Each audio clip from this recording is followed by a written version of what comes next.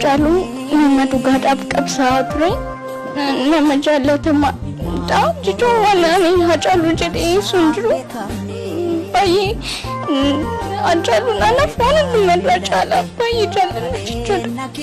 Ani duusatti gaddu maaliif seenaa kaa'ee darbee jira.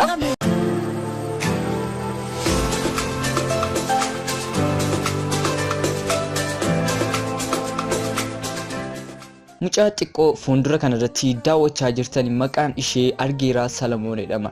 FIB'n gara mana isaanii deemuudhaan interview inni godhee suura garaagaraa kaasuudhaan mucaan kun ni beekamti.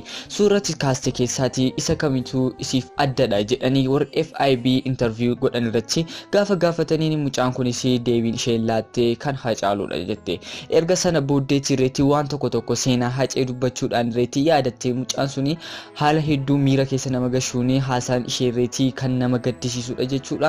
Baay'ee tokko haala nama gaddisiisuun boossee namoota garaagaraa boossistee jirti jechuudha. Kabajamtootaaf hordoftoota koo torbeen kun torbee ittiin Haacaaluu yaadannudha. Miidiyaaleen hundirreetti waa'ee isaa irratti dubbachaa jiru. Fuulli miidiyaalee hawaasaa garaagaraa hundirreetti waa'ee Haacaaluu irratti jechuudha. Yaadannoo isaa viidiyoowwan garaagaraa kan Haacaaluu duraanii babbaasuudhaan agarsiisaa jiru jechuudha. Guyyaa har'aa kana mootii kan isin waliin daawwannu viidiyoo mucaa kanaa ni ta'a jechuudha. Turtiin keessan hanga xumuraataa ta'u viidiyoo kana oolumaan haa daawwannu isin afeereen jira. Adda kan ta'e Haacaaluudha. Haacaaluu Hundeessaa. Tole kana akkamitti maal gootee akkasitti keessa dhuguma yoo Haacaaluu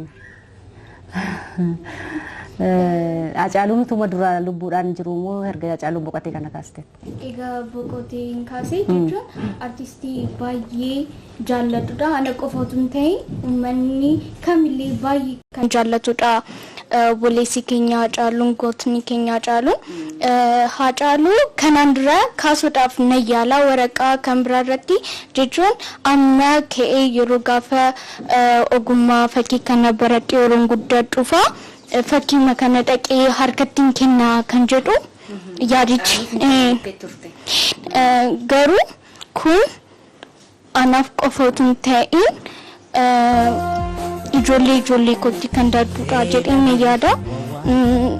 Maaliif Haacaaluu nama dhugaadhaaf qabsaa'aa ture.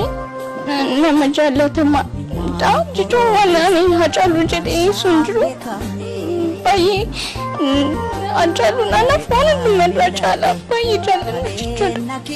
Ani duusatti gaddu maaliif seenaa kaa'ee darbee jira. Seenaan kun immoo anaaf qofa otoo hin ta'in ijoollee kan biraatiif fakkeenya ta'uu danda'a jedhee yaada. Okay, kabajamtootaaf daawwattoota koo dhugaan isiniin jedha anaan irratti baay'ee tokko laphee na tuqee jira jechuudha. Baay'ee hedduu tokko waan nama gaddisiisudha. Mucaan xiqqoo irratti kana beekuudhaan gaafa dubbattu baay'ee laphee namaa kan tuqudha jechuudha. Kabajamtootaaf hordoftoota koo waa gochuu hin dandeenyu jechuudha. Biyyeen sitti haa salphatu na hundumti keessanii hanga xumuraatti waan na waliin turtaniif galatoomaan isiniin jechuu barbaada. Viidiyoo biraadhaanis kan Haacee oliin ol qabatuun olitti deebinaa turtiin keessan hanga xumuraatti في غلطوما نغاتي ciao ayo gaum sako ifne dagane ayo gaum sako